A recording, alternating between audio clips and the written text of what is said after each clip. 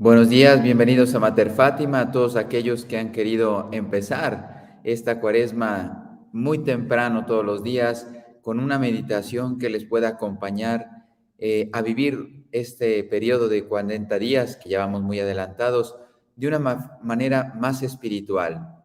Queremos aprovechar este tiempo que la Iglesia Católica nos ofrece, 40 días a imitación de Cristo que estuvo en el desierto, para preparar nuestra alma para vivir mejor la Semana Santa.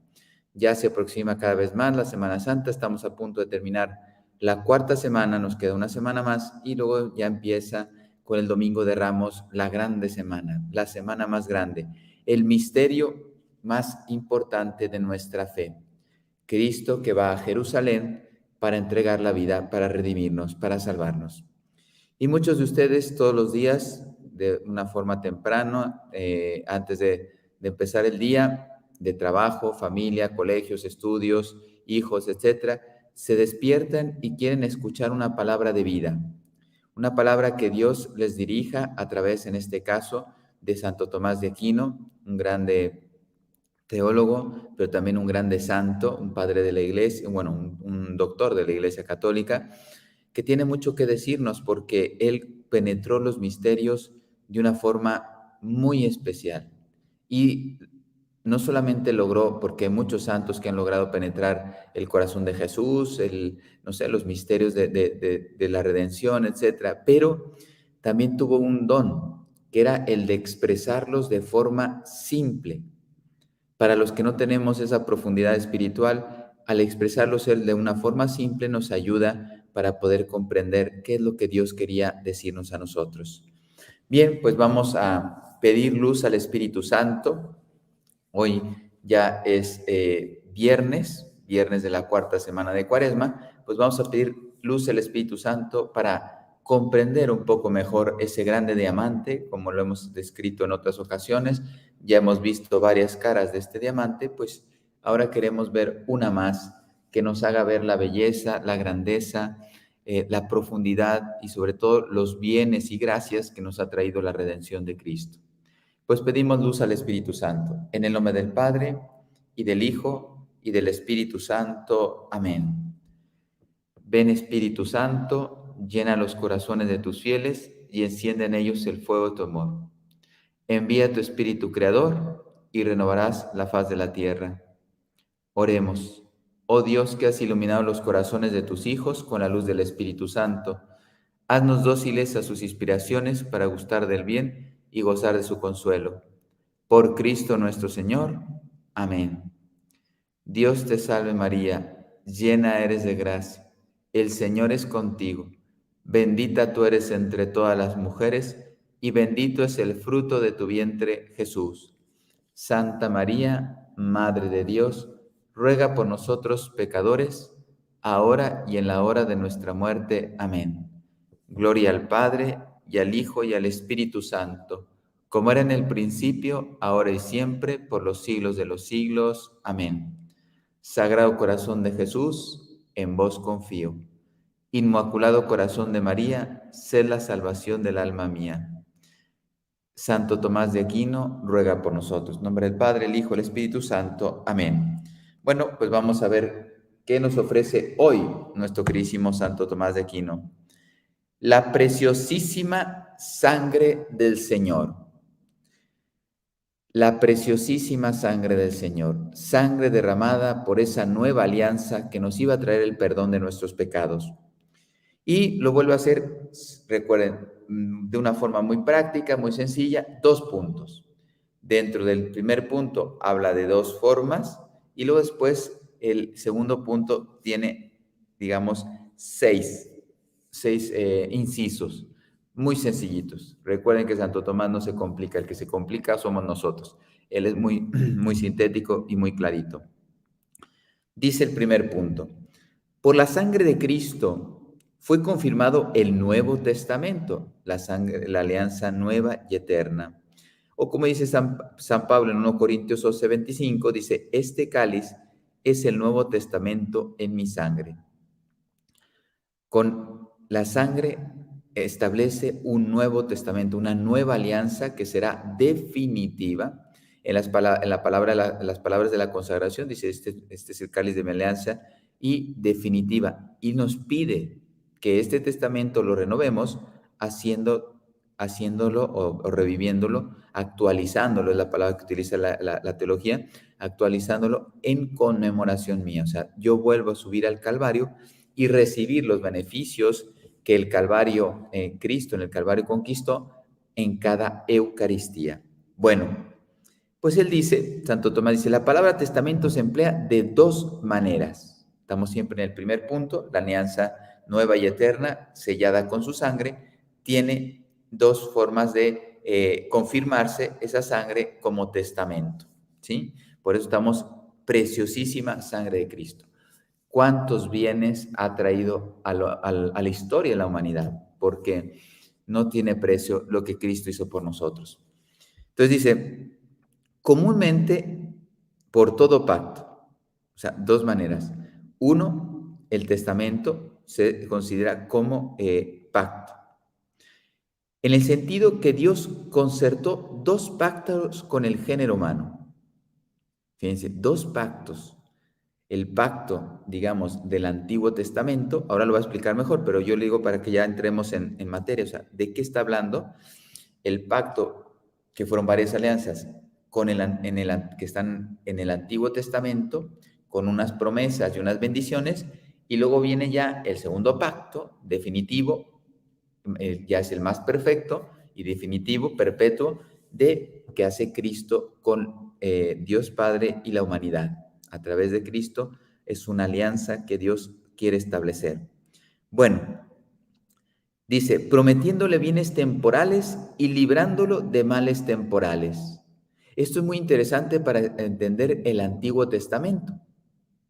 Por eso había guerras, conquistas, y pasen todos a cuchillo, y no se robe nada del botín del pueblo, porque simplemente lo que queremos es pasar o ocupar esos terrenos, la tierra prometida que yo les he ofrecido. Entonces, se dan cuenta, en el Antiguo Testamento parece, por eso hay una confusión. Padre, aquí hay mucho interés, mucha maldad, no sé qué, Dios pidió matar a todos los de la ciudad porque eran impuros, no sé cuánto, y esto suena horrible. ¿Este es el Dios del amor? No, porque como ahora sí, esta es una palabra clave para entender el Antiguo Testamento. Sobre todo Dios, para ir preparando a la venida de Cristo, en el Antiguo Testamento nos ofreció más bien, no solo, pero más bien bienes temporales y nos libró de males temporales. Pero ya estaban dejando entrever los bienes espirituales, que son los que no pasan. Ya llega Cristo y ahora sí, inclusive Él estuvo dispuesto a morir, o sea, a sacrificar el bien de la vida temporal con tal de que tú y yo alcancemos el bien eterno espiritual. Bueno, entonces dice, lo cual se llama Antiguo Testamento, a los bienes temporales ofrecidos y librarnos de los males temporales. Dice, y prometiendo los bienes espirituales, la otra forma, y librando de los males opuestos a ellos, el pecado, los males opuestos al espíritu, el pecado. Y esto se llama Nuevo Testamento. Entonces, ¿se dan cuenta? Están unidos, pero Dios lleva una pedagogía para que llegara, digamos, el culmen de los tiempos, la venida de Cristo, y luego a partir de ahí ya estamos desde hace 2000 años, lo digo porque algunos piensan que empezamos ayer, desde hace 2000 años estamos en el fin de los tiempos. Con la venida de Cristo se inaugura el fin de los tiempos. ¿Por qué? Porque se ve que la humanidad ya llegó a su altura más alta, en el sentido de que Dios preparó el pueblo para recibir a Cristo, y ahora con Cristo, si quisiéramos, que ese es el drama de la historia, si hiciéramos caso a Dios, la humanidad se estaría dirigiendo ya en camino, a pesar de las luchas, pero en camino hacia la patria eterna. ¿Qué está pasando realmente en la sociedad o en el mundo? Pues vamos hacia abajo. En vez de acercarnos a Dios, el mundo se está alejando a marchas forzadas de Dios. Y las consecuencias son terribles. Guerras, muerte, violencia, injusticias. No pararíamos de describirlas. Dice el profeta, bueno, Dios a través del profeta Jeremías 31, 33. haré una nueva alianza con la casa de Israel. Ya estamos en el Antiguo Testamento y ahí promete una nueva alianza, que será la de Cristo. Y con la casa de Judá, no según el pacto que hice con los padres de ellas. Está hablando de los pactos anteriores. En el día en que los tomé de la mano para sacarlos de la tierra de Egipto. Mas este será el pacto. Pondré mi ley en las entrañas de ellos, y yo seré su Dios, y ellos serán mi pueblo. Yo seré su Dios, y ellos serán mi pueblo. Y eso se realizó de forma plena en Jesucristo. Había entre los antiguos la costumbre de derramar la sangre de alguna víctima para confirmar el pacto. Esto lo vemos en el Antiguo Testamento, cuando Moisés hace la aspersión de la sangre sobre el pueblo elegido, y el pueblo dice, hágase, o sea, haremos caso de este pacto, ¿no? Aceptamos. De este modo Moisés tomó la sangre y esparció sobre el pueblo y dijo, esta es la sangre de la alianza que ha concertado el Señor con vosotros. Génesis 24:8. Por lo tanto, ahora lo va a pasar al Nuevo Testamento, Santo Tomás, así como el Antiguo Testamento, pacto fue confirmado por la sangre figurativo de los toros, del mismo modo el Nuevo Testamento, ya dejamos la ley antigua, ahora empezamos la ley nueva, seguir la ley evangélica, ¿sí? Revelada por Cristo, dice, el pacto fue confirmado con la sangre de Cristo que fue derramada en su pasión. Por eso tiene toda la perfección, pero sobre todo es definitiva, porque es Dios verdadero, hombre verdadero, que derrama su sangre. Ya no hay algo mayor o más importante que esto. El mismísimo Dios se ofrece a sí mismo para sellar ese pacto con la sangre derramada por ti, por mí. Bueno, esa es la primera acepción de testamento y sangre, preciosísima sangre. Segunda acepción, dice, la voz testamento se toma más restringidamente en la herencia. Y aquí la explicación muy sencilla, que ahora lo dice también la carta de los Hebreos, dice, porque el testamento no tiene fuerza sino por la muerte. De otra manera, no vale mientras que vive el que hizo el testamento. Efectivamente, recuerden que el testamento se aplica cuando hay un difunto. Yo tengo unos bienes que reparto y, siendo estrictos, ¿no?, de la palabra testamento, muere la persona dueña de esos bienes y esos bienes se reparten en las personas en las cuales esta persona consideró. Entonces, este es el testamento también que Cristo estableció. O sea, Cristo tenía que morir para darnos los bienes que Él quería ofrecer al género humano, que era la redención, la salvación, liberarnos de la esclavitud del pecado, de la muerte definitiva, del infierno, etcétera, etcétera, etcétera. Entonces, también Santo Tomás aplica la palabra en este sentido. Como testamento humano, también es una figura que me puede ayudar a entender qué hizo Cristo. Este cáliz es el Nuevo Testamento en mi sangre, dice el Señor. Por lo tanto, lo que contiene el cáliz se conmemora, así se conmemora el Nuevo Testamento, confirmado por la sangre de Cristo. Entonces, hemos terminado las dos formas del primer punto de ver o entender la palabra testamento. Y si se dan cuenta, testamento y sangre van unidos. En Cristo van unidos. La herencia que Cristo nos trajo tuvo que pasar por el derramamiento de su sangre, por un sufrimiento humano atroz, pero sobre todo espiritual, moral, que era cargar el pecado del género humano. También mi pecado estaba en el corazón de Jesús en la cruz, en su pasión que sufrió.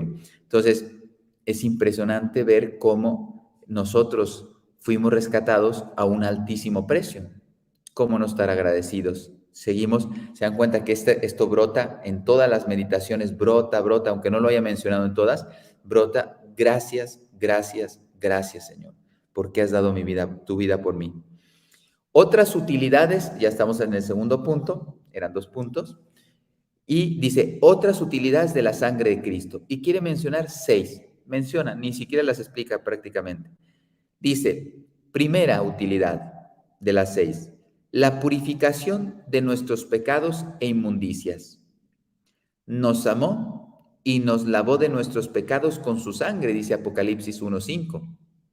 Nos amó y por amor nos purifica, nos limpia. Nadie, ya lo hemos visto en otros momentos, nadie, ninguna persona humana tenía la capacidad, primero, de pagar por la deuda que teníamos contra Dios, por haberlo ofendido, y nadie podía purificarse por sí mismo, porque la amistad entre Dios y el hombre estaba rota, ¿sí? La intimidad, la caridad había sido cortada por parte de la mala voluntad del hombre, mas sin embargo Dios no dejó de amar al hombre. Estaba el Dios ofendido, son expresiones humanas, ¿no? Dios está ofendido por mi pecado, por el pecado del género humano, empezando por Adán y Eva y todos los pecados que venían, nos han separado de Dios, pero Dios no se quedó con los brazos cruzados. Tenía alguien que restituir, pero no nos dejó de amar, ¿sí? Y ahí es lo que justifica la encarnación y la pasión de nuestro Señor Jesucristo. Segunda utilidad. Entonces, primero, nos purificó de nuestros pecados. Segunda, nuestra redención. Nos ha redimido para Dios en la sangre. Y esto está también en Apocalipsis 5:9. Por tanto, primero, la purificación de nuestros pecados, el perdón de nuestros pecados, y después la redención. O sea, ya al ser redimido, ya tengo esa amistad con Dios y puedo optar para estar con Dios en esta vida, que comienza nuestra amistad con Dios, pero sobre todo pensando en la vida eterna, pasar una eternidad con Dios. Y eso es lo que estamos trabajando. Aquí estamos en un valle de lágrimas de peregrinos, pero lo que queremos llegar algún día es encontrarnos con Dios eternamente. Tercera utilidad, nuestra reconciliación con Dios y con los ángeles. Dice San Pablo, pacificando por la sangre de su cruz, tanto lo que está en la tierra como lo que está en el cielo. Recuerden que Santo Tomás al cielo y a la tierra le llamaba el mundo creado. No solamente nosotros le llamamos mundo a la parte material, pero Santo Tomás abarcaba el mundo creado y aquí están los ángeles. Entonces, nuestra ofensa a Dios hizo que también tuviéramos enemistad con el mundo espiritual y con el mundo material. Ustedes saben que terremotos y todo esto es por causa del pecado.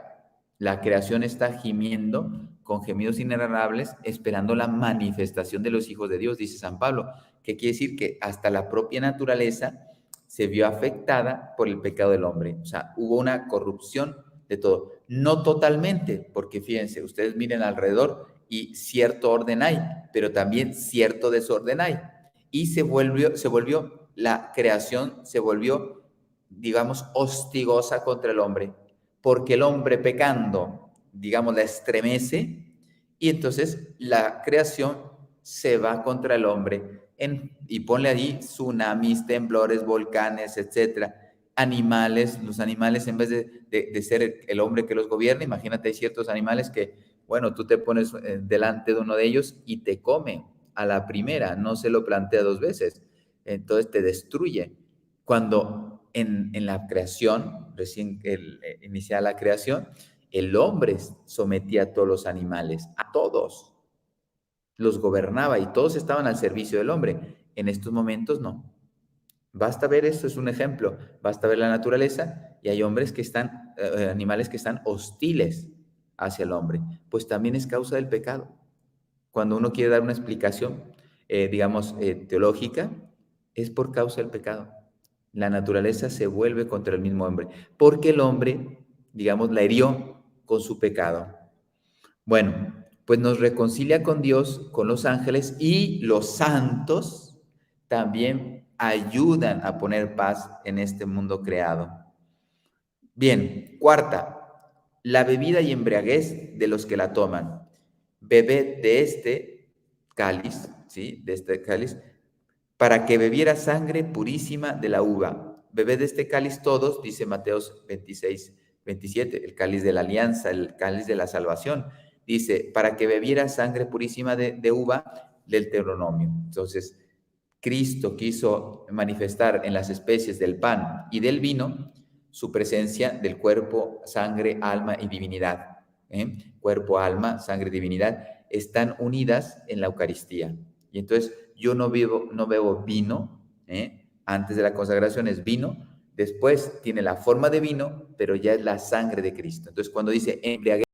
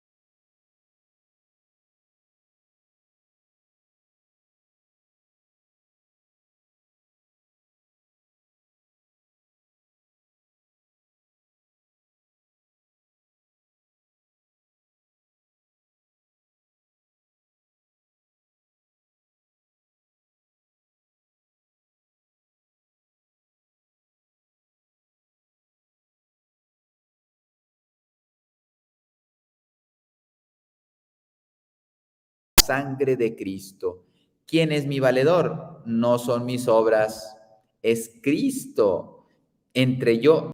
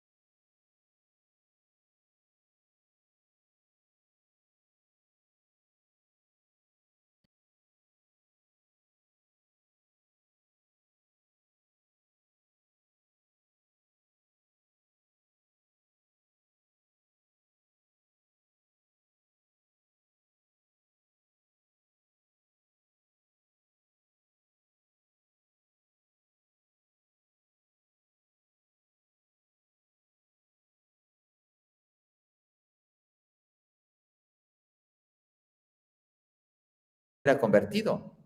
Entonces, que no encuentren una justificación para dejar el ayuno, porque si no, siempre va a haber pretexto.